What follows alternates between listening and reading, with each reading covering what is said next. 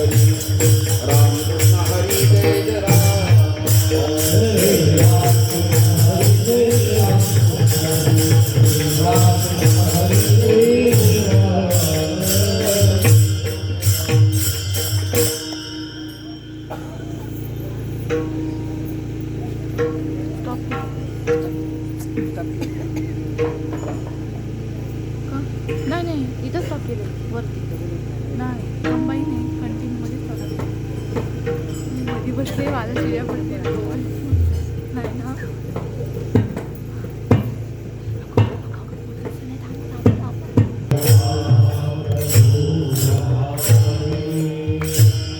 एवढ हा प्रभू भावे म्हणा म्हणा म्हणा पाठात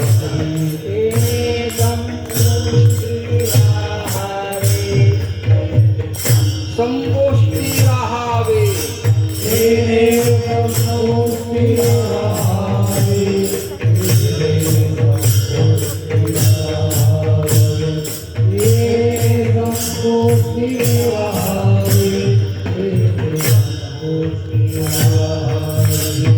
होय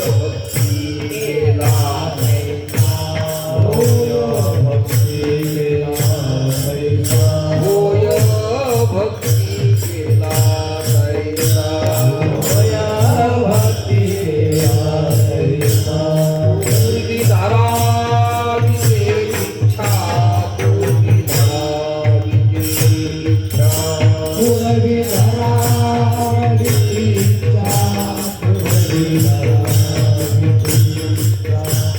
पूर्वी धरावी इच्छा पूर्वी धरावी इच्छा एवढा जगदानी म्हणा एवढा जगदानी म्हणा मागे तुलसी दल पाणी मागे तुलसी दल पाणी मागे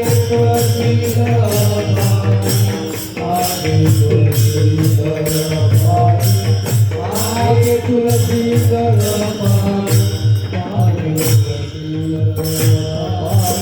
होय भक्ती केला होय भक्ती केला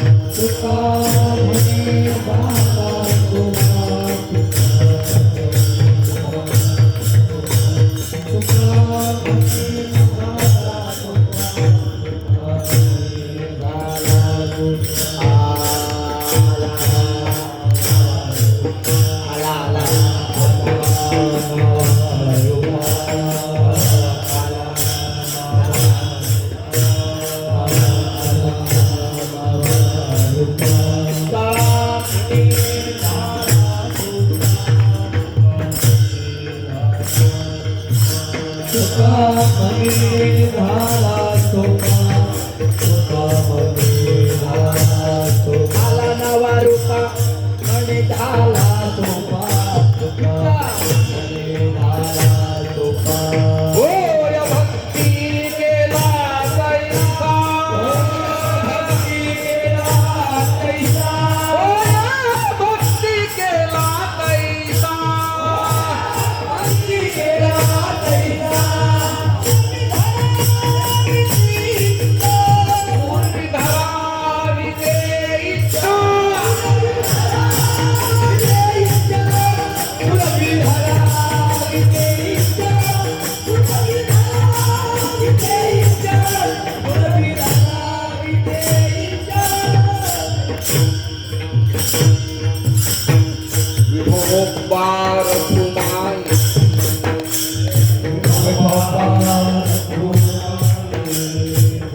गोपाल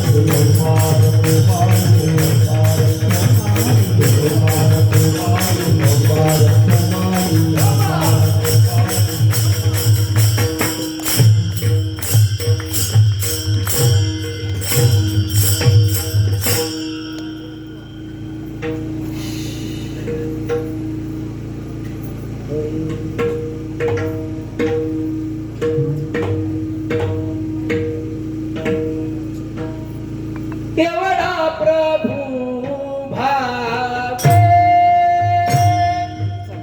आ,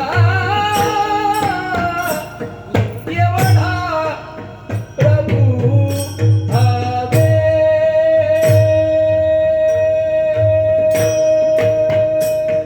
एवढा प्रभू भावे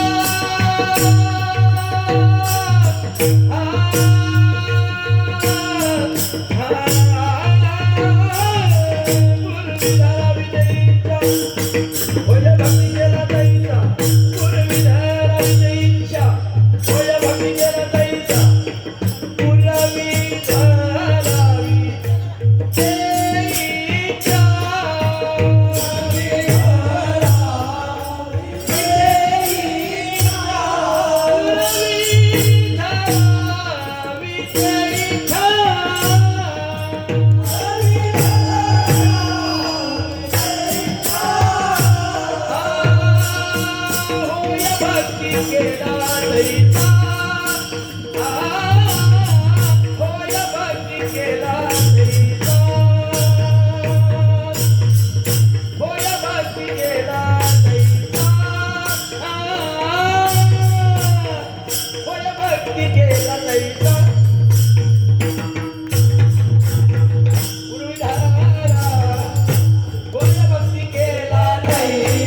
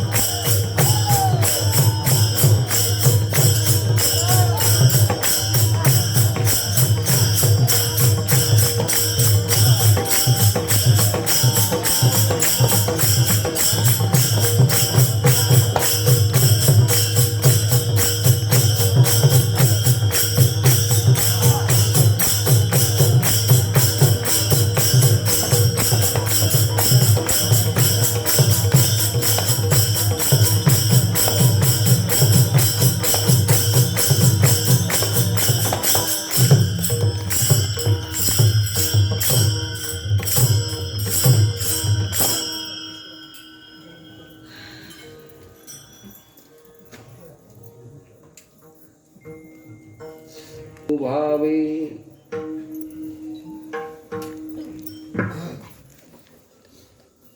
येणे संपुष्टी राहावे होय भक्ती केला तैसा पूर्वी धरावी ते इच्छा एवढा जगदानी मागे तुलसी दल पाणी होय भक्ती केला तैसा पूर्वी धरावी ते इच्छा आला नावा रूपा तुका म्हणे झाला सोपा होय भक्ती केला तैसा पूर्वी धरावी ते इच्छा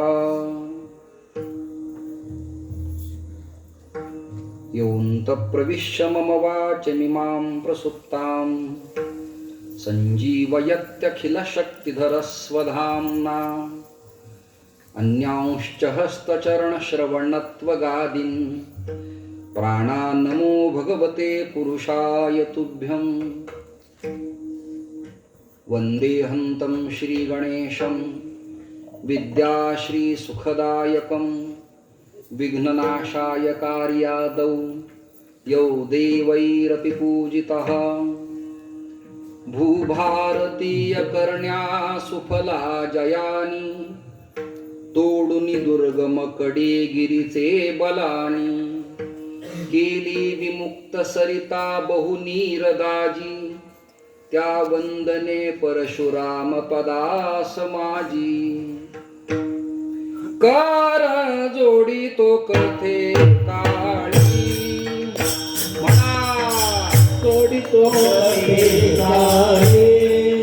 कर जोडी तो कथे काळी। कर जोडी तो कथे काळी। आपण असावे जवळी आपण जवळी जोडी तो कथे काळी। कर जोडी तो कथे काळी। आपण असावे जवळी आपण जवळी। कर जोडी तो कथे काळी। कर जोडी तो कथे कर जोडी तो कथे काळी। आपण असावे जवळी आपण असावे जवळी आपण असावे जवळी। कर जोडी तो कथे काळी। आपण असावे जवळी आपण असावे जवळी आपण असावे जवळी।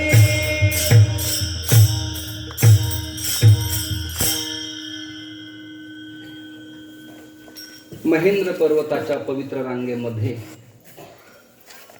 कोकण प्रांतात श्री भगवान भार्गव रामाच्या पवित्र दरबारात श्री गणरायाच्या समोर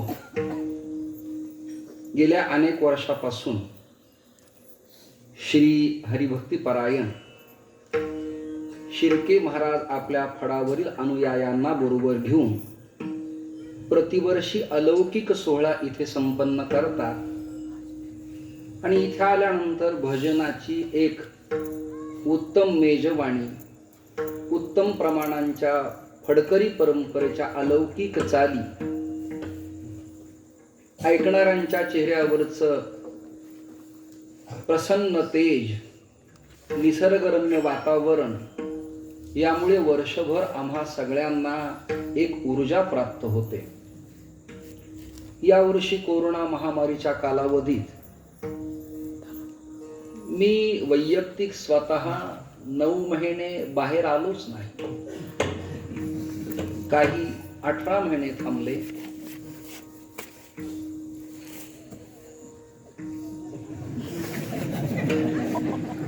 काही त्वरा करतात, काही वेळच्या वेळेला समाजासमोर येतात। इथे आल्यानंतर रुपेश महाराज खूप प्रेम देतात आणि महाराज तुम्ही सगळे पखावज वादनापासून ते संत प्रमाणापर्यंत असल्यामुळं कीर्तनात एक नवचैतन्य प्राप्त होतं। महाराजांचे पितृचरण वयोवृद्ध असतानाही त्याच उमदीनं त्याच ताकदीनं प्रत्येक वर्षी कीर्तनात विराजमान असतात। या पवित्र मातीतली विप्रवृंद, वेदशास्त्र संपन्न सकल शास्त्र कोविद ब्रह्मवृंद, मातृवर्ग पितृवर्ग, अन्य सर्व समाज आणि परिसरातून आलेले सर्व भाविक जन, तुम्हाला मी भक्त निवासात येतानाच पाहिलं आणि मला सम्यक आधान प्राप्त झालं, बरं वाटलं, समाधान वाटलं. अन्यत्र मी वेगळ्या ढंगानं कीर्तन करतो, पण इथे कीर्तन करत असताना काही चालीरीती आहेत. महाराष्ट्राच्या तत्ववेत्या सारस्वतांनी तत्वज्ञानावरती प्रकाश टाकला. काहींनी श्रौत सिद्धांत, काहींनी शांभवाद्वैत, काहींनी शांकर अद्वैत,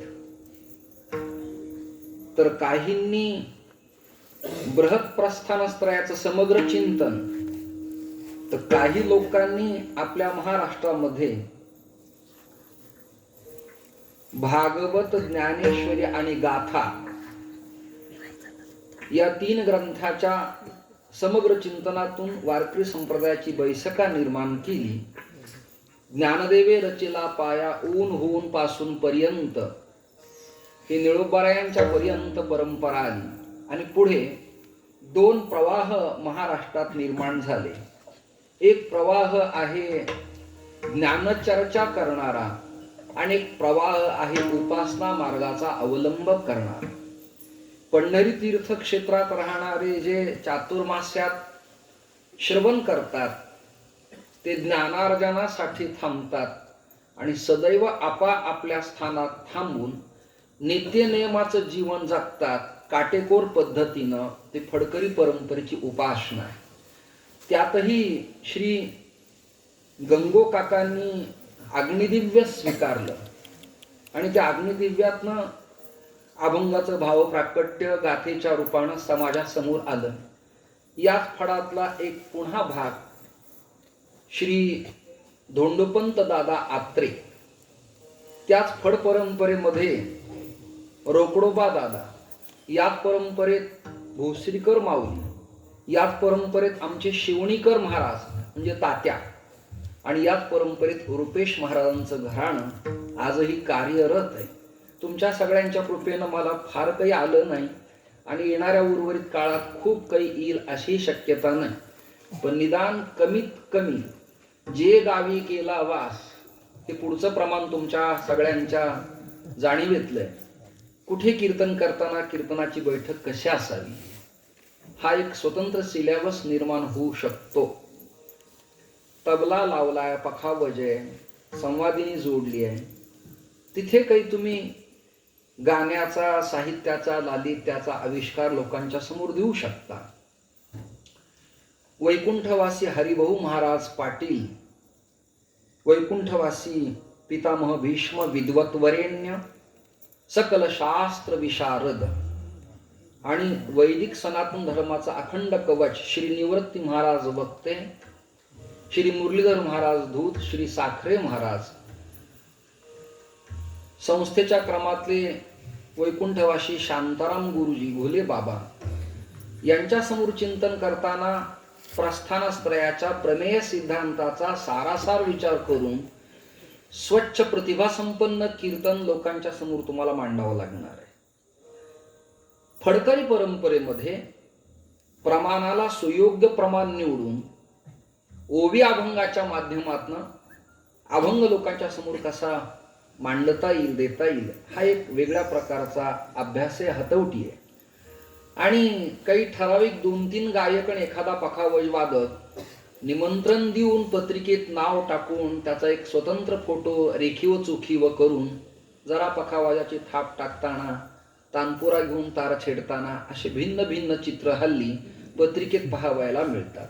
त्याबद्दल माझा अजिबात विरोध नाही, पण उपासना अंगाने जगणारी जी लोक आहेत त्या सगळ्यांना मात्र कोटी कोटी नारायण जय हरी प्रणाम सलाम केलात पाहिजे. एवढी मोठी माणसं आहेत, एका वेशात, एका कपड्यात, एका अंगानं सगळीजण जेव्हा ठायलयित भजन तुम्ही म्हणता, प्रमाण म्हणता, तेव्हा माझ्या अंगावर रोमांच उठतात, कंठ सद्गदित होतो, मन भावुक होतं आणि जरास वेळ लागून जातं आणि ते लागण्याला पोषक वातावरण या भार्गव परशुरामाच्या पवित्र दरबारात प्रतिवर्षी तयार होतं. काही इथल्या गोष्टी सांगणार आहे.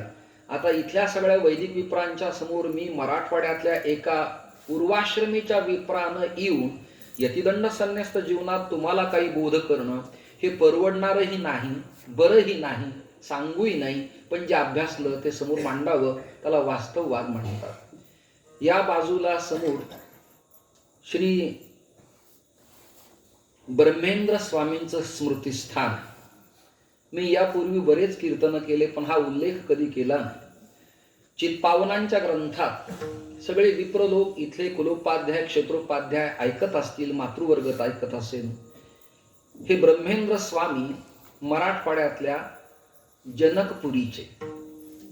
जरा जुनं नाव हे जनकपुरीचं बदललेलं सध्याचं स्वरूप आहे जालना.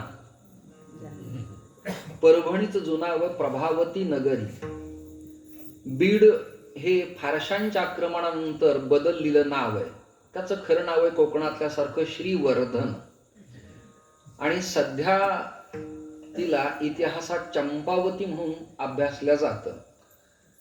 भीर शब्दाचं बदललेलं स्वरूप आहे बीड. आणि तिथे बिंदुसरेच्या तीरावरती हे ब्रह्मेंद्र स्वामी जालना जिल्ह्यातल्या दुधगाव नावाच्या गावावरून आले. त्यांनी काही वर्ष तिथे तपस्या केली. कुठे केली त्याचा पुरावा तुमच्या समोर मी सादर करतो. श्री ज्ञानोबारायांचे आजोबा गोविंद पंतांची समाधी चंपावती नगरीत बिंदुसरेच्या तीरावरती आहे. तिथे त्यांनी काही काल साधना केली. त्यांना श्री गणेशाचा साक्षात्कार झाला. आणि साक्षात्कारानंतर ब्रह्मेंद्र स्वामींना सूचनाशी देण्यात आली स्वप्नदृष्टांतात की तुम्ही त्वरेनं उठा, कामाला लागा, तुम्हाला खूप काही पुढे करावयाचं आहे. ब्रह्मेंद्र स्वामींच्या अंगावर कंप सुटला, घामाच्या लाटा सुरू झाल्या. किलकिल्या डोळ्यानं त्यांनी डोळे चोळत उभा राहून पाहिलं तर कुणी एक अदृश्य स्वरूपात शक्ती आपल्याला खुणावती आहे. उठा, कामाला लागा. ब्रह्मेंद्र स्वामी ताडकीने उठले, त्या अदृश्य शक्तीला वंदन केलं. तेव्हा त्या शक्तीने सांगितलं, श्री विठ्ठल, श्री राम, श्री दत्त, श्री गणेश मीच आहे. त्वं ब्रह्मास्त्वं विष्णुस्त्वं रुद्रस्त्वं मिंद्रस्त्वं अग्निस्त्वं वायुस्त्वं सूर्यस्त्वं, सर्व मीच आहे. ब्रह्मस्तंभ पर्यंतम सर्वं विष्णुमयं जगत. हे संपूर्ण जगत श्री हरिमय आहे. ईशावास्यमिदं सर्वं यत्किंच जगत्यां जगत तेन त्यक्तेन भुंजी थामागृतः कस्य सिद्धनम. रामचरित मानसाची चौपाई हरिव्यापक सर्वत्र समाना. आणि आपल्या महाराष्ट्रातल्या संत प्रमाणाचा आपण उद्घोष करू. तुम्ही सगळे म्हणू लागा, विठ्ठल जळी स्थळी भरला, विठ्ठल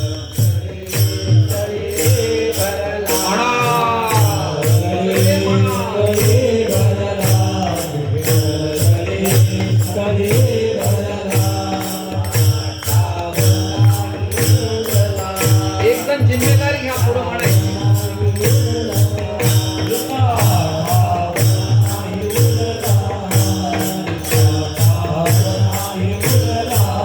आज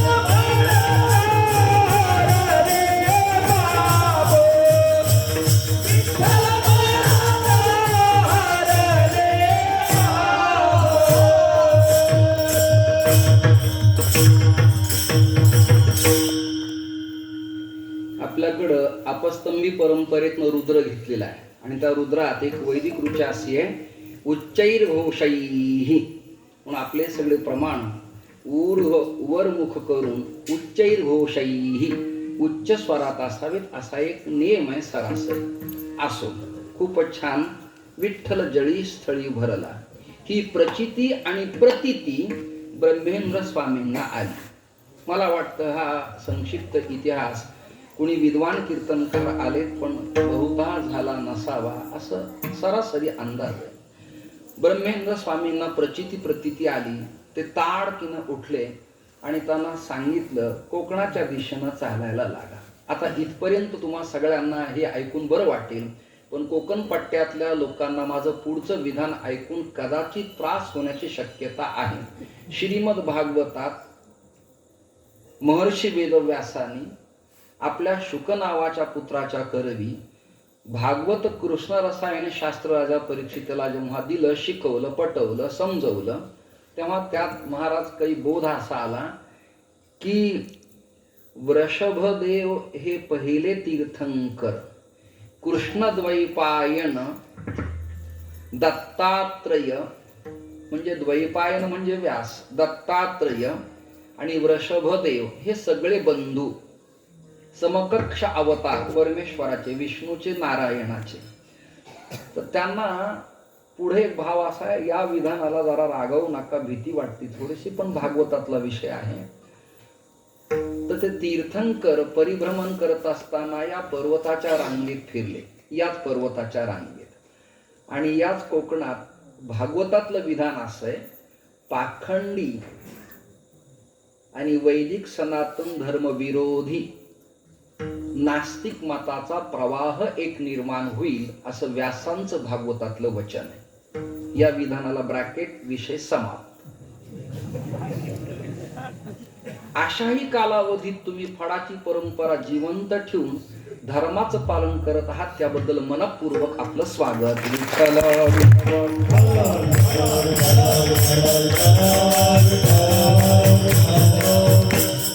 अशा प्रभागात ब्रह्मेंद्रा तू जा, हा साक्षात्कार आहे. म्हणून त्यांनी चंपावती जालना सोडलं आणि ते सदैव पूर्वी गणेशाच्या वंदनासाठी राजूरला जात असत. एक वेलांटीतला फरक आहे, राजूर जालना जिल्हा, राजुरी बीड जिल्हा. त्याला ब्रह्मवैवर्त पुराणातला पुरावा देतो तुम्हाला. मी माझ्या बगलेतलं काही सांगणार नाही, पदरचं काही सांगणार नाही. नवगणपती युक्तम राजुरी पुण्यक्षेत्रम, नवगणेशाचं स्थान असं, विबुधजन सहितम म्हणजे विद्वत वरेण्य लोक राहतात असं स्थान, तिथेही ते गणेशाच्या दर्शनाला आले. आणि माझे पूर्वासुरी, बर का बाबा, माझे पूर्वासुरी म्हणजे पूर्वाश्रमीचे शाहू काका, म्हणजे संन्यासी धर्मात त्यांचं नाव गणेशाश्रम स्वामी, आणि ब्रह्मेंद्र स्वामी सख्खे मावस भाऊ. नीट ऐका, सख्खे मावस भाऊ.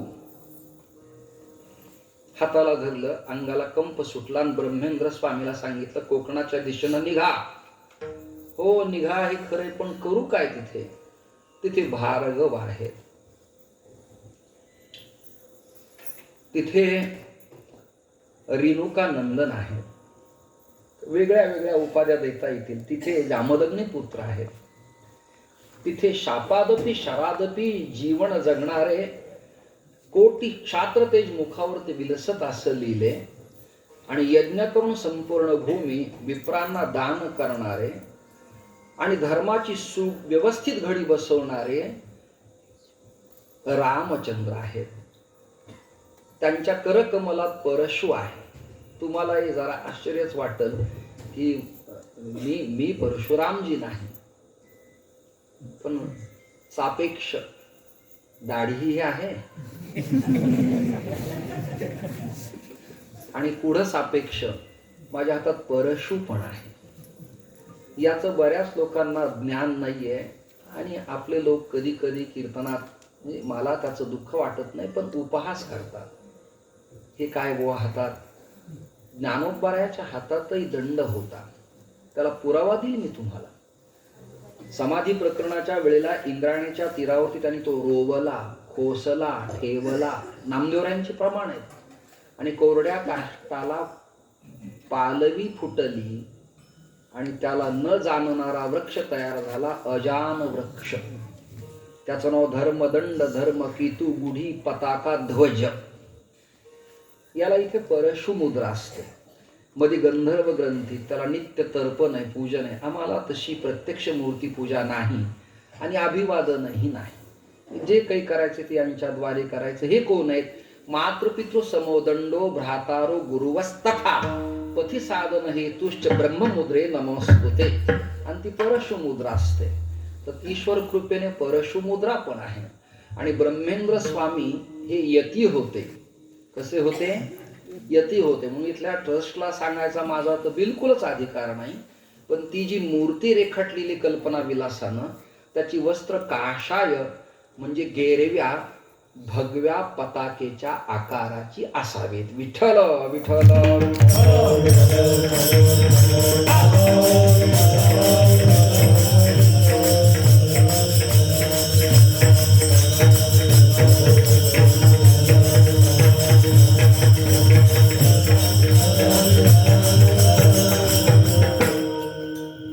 माझ्या पूर्वाश्रमीच्या गणेशाश्रम स्वामींचे सख्खे मावस भाऊ ब्रह्मेंद्र स्वामी येऊन संशोधन करून परशुरामाच्या अनन्य सेवा जर इथं करत असतील तर प्रतिवर्षी कितीही लांब असलं, गाडी नसली तरी मी हे कीर्तन का सोडावं?